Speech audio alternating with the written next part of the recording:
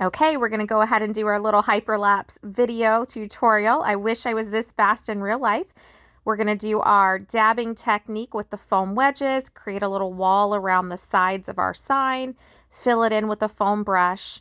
Next thing you're gonna do is do the stencil, peel back that tape, use another foamy and paint it, and then set it aside. Go ahead and do a second coat just to make sure it's nice and thick. If you're doing this technique, you'll want to go ahead and take the secondary color, and I created little hearts with this one, and that seemed to look really, really cute, and I was able to blend it. Once it's all dry, you kind of position it where you want to position it. I kind of had it eyed out, and I knew where to put that stencil. Once I know where I want to put it, I start peeling off the back. There's 3M tape on the back. Just peel that off and place it where you want to place it. And then it's time for the ribbon if you want to do that ribbon. Just place your ribbons kind of alternating across each other. Once you have them where you want them, take the twine and wrap them up nice and tight. And then you're also going to string up your sign. The longer piece is meant for stringing it up. Just kind of eye it, figure out where you're going to hang it on your door and approximately how tall your door hanger hook is. Put the beads on there if you'd like. And then with those excess strings from your bow, you are able to kind of string it into that little thing, secure it in there, and then boom, you'll have a cute sign. All right, guys, we're going to jump straight into that second option. I love this one. I think this one is actually my favorite and the one that I'll be putting on my door because I love it. So we jump straight past the whole painting of the clover green. All you have to do, take a foamy, do your little border wall, make sure that it has, the edges are nice and good, and then you take a foam brush and fill it in. And you'll probably have to do a second coat just to make sure everything's nice and even. Once everything's dry, you're going to do the dots. My dots are not perfect. If you take a look at those right there, some of the circles are bigger than others, and that's okay. And I just kind of placed them where I thought they looked right. There was really no rhyme or reason to where I put them. It's just where I thought they looked good.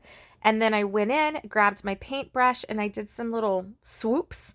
I don't know if there's a technical name for that, but I just kind of swooped in those circles with some white because I thought it looked good.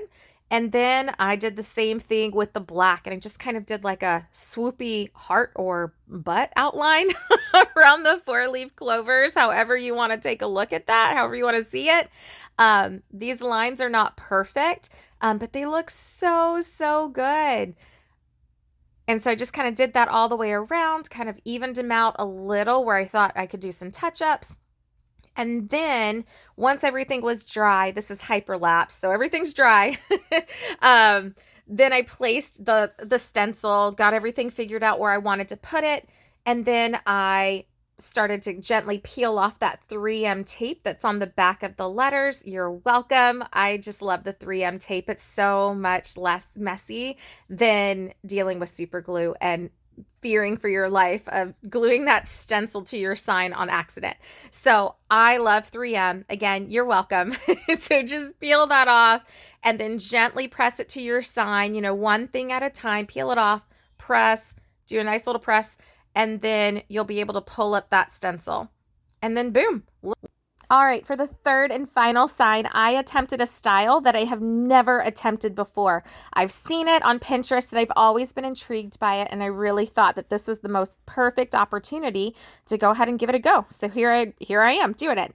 I took the white sponge and I did my little border along the edges just to make sure that there was no paint going down off the sides. I really don't like to have paint dripping, so I love that the dabber allows me to have control over those edges. Did a couple coats around just to make sure it was nice and neat, and then I filled it in with that lime green.